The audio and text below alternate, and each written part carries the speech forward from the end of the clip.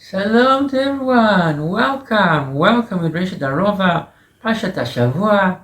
We're learning together Pashat Yitro from the book of Shmot. The Jewish people receive the Torah. Amazing. Let's learn together what this Pasha has to teach us. This Pasha Shir is dedicated to all those who have given up their lives to save and protect the Jewish people. Li'ilui nishmatam. To give healing to all the sick soldiers and people in Am Yisrael, and to give strength to our brave soldiers who are protecting us from on all sides. Pashat Yitro. Whoa! The Metziv says the world was created for this moment, for Matan Torah.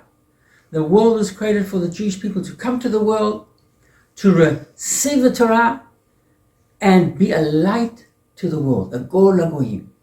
And that's why Matan Torah is Gemar Briat HaOlam, he calls it, the completion of the creation of the world. That is what Har Sinai the first time, and Hashem gives him instructions, and Hashem tells him the promises. Vayitem li segula mikol ha'amim, ki li kol haaretz. You shall be a segula from all the nations. Vatem tiyu li mamlechet kohanim v'goy kadosh. And so we have to try and understand what this is all about. And so, many years ago, there was a Rosh Hashiva in Lithuania who was a very great Torah scholar, and he wanted to find a chatan for his wonderful daughter who had great midot. And he went over to one of the most famous yeshivas, and towards the end of Seder Boker, he made an announcement. He said, "Young man, I am looking for someone who would like to meet my daughter. And I have here a very hard question on the Gemara we're learning." He pulled out a Gemara that they were learning, and he asked the question, open up the Gemara, and he asked the question, and he gave a suggested answer, but he said no, and then he asked the question again, and he said, whoever can give me a good answer to this question, he will have the opportunity to meet my daughter. And so, that afternoon, in the place he was staying, he sat, and a whole line of people joined him from outside. A whole line of young men was standing outside the door, each one with their Gemara in their hand. And knocked on the door. The rabbi welcomed him in very nicely and said, "Okay, what's the answer?" And Rashi, Tosfot, and tried to suggest answers. And one by one, each of the young men who were Torah scholars, each one came in and could not answer the question, one by one. At the end of the afternoon, the rabbi was dismayed. Of all these tens of young men who stood outside my door, no one could answer this kasha and the Gemara that they're learning. And so, very disheartened, he got on his horse and carriage. There were poor people, they had horse and carriages in those days. Got on his horse and carriage, and he was on his way out the village. And suddenly, from behind, he heard somebody running with a Gemara in his hand and said, "Hey, Rabbi, come back, Rabbi, stop!"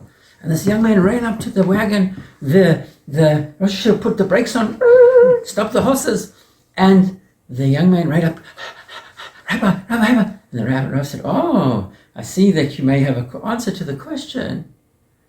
And so the young man said, "Listen, Rabbi, I really don't have the answer. I looked and looked, but I need to know the answer. You can't leave me without telling me the answer to your very difficult and good question."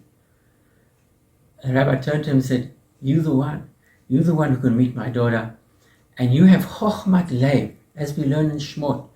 It's not enough just to have knowledge, but we have to have a chokhmah in our heart. The Torah has to be in our heart.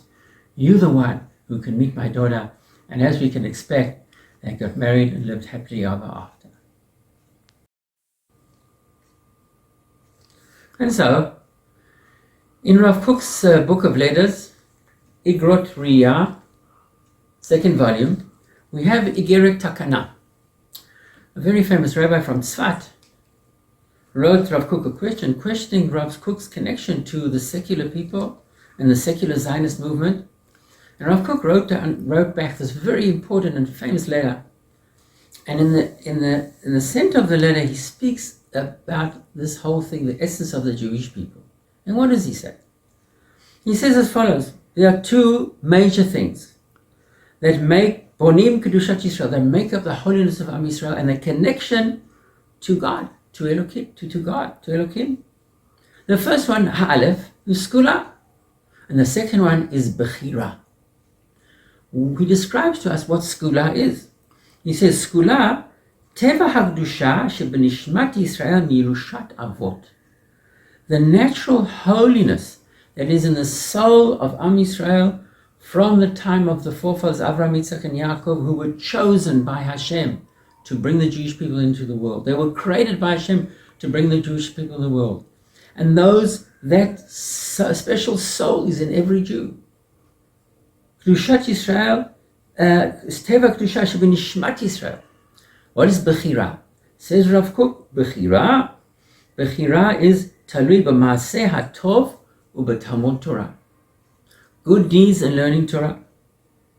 He says the more one is involved in good deeds and learning Torah, you bring out that hidden holiness that is in the soul of every Jew.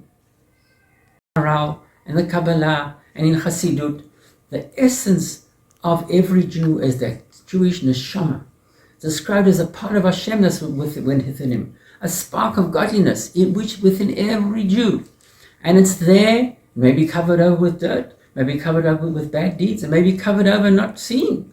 But in every Jew, it's over there. And we have to realize that when we look at every Jew and see them. And then we have to know that if we manage to get them and see their bechira, the good deeds that they do, the Torah, through the Torah, they can reach out and reveal more and more of that holy soul. And we see this in a big way in our generation. We, as we all know, we're fighting this big war against Amalek. The real Nazis, ultimate evil that we are fighting. And we see over here the amazing self-sacrifice of the Jewish people. We see the Skula and all those soldiers who don't look religious, sometimes don't look Jewish. And they leave their families, they leave their friends, they go off to this battle in the most dangerous of places, disregarding of their own self, their self-needs, just to save the Jewish people. And if you ask them, why are you fighting? I'm fighting for the Jewish people. I'm fighting for our Jewish state. I'm fighting for evil, to get rid of evil in the world. We see the Jewish neshama coming through. And even with the secular people and many people who are involved in helping them. And all those people who are going out to there to bring them food and to bring them gifts and to help the refugees in the hotels. And everyone is around the Jewish, each other, helping each other in endless ways. There are thousands of stories, people doing amazing acts of chesed. We, in our generation, in this terrible war that we have, we are seeing the neshama, the skula, coming out. And that is what Rav Kook said. We have to realize and see that all the time, that in every Jew there's holiness. And through Torah, through Matan Torah, and good deeds, we can bring out that holiness more and more. And so maybe we all see that soon we'll overcome this enemy. And we'll be victorious. And we are being victorious. And we'll be stronger and stronger. And every Jew will connect again to that skula, that holiness that's within him all around the world. And so, once again, this week, we're receiving the Torah again, Matan Torah, that brings out the holiness within every Jew. Wish everyone a Shabbat Shalom. And once again, let's remember the self-sacrifice of those soldiers, the Fuah Shlema for all those sick and wounded people, and once again, the Inui Nishmat, all those who have passed away and been killed in this big battle. May we, Am Yisrael Chai.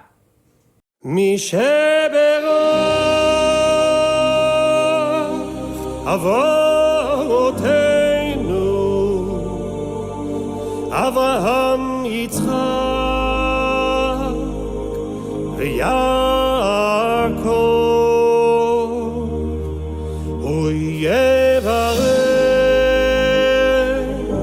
את חייו tzva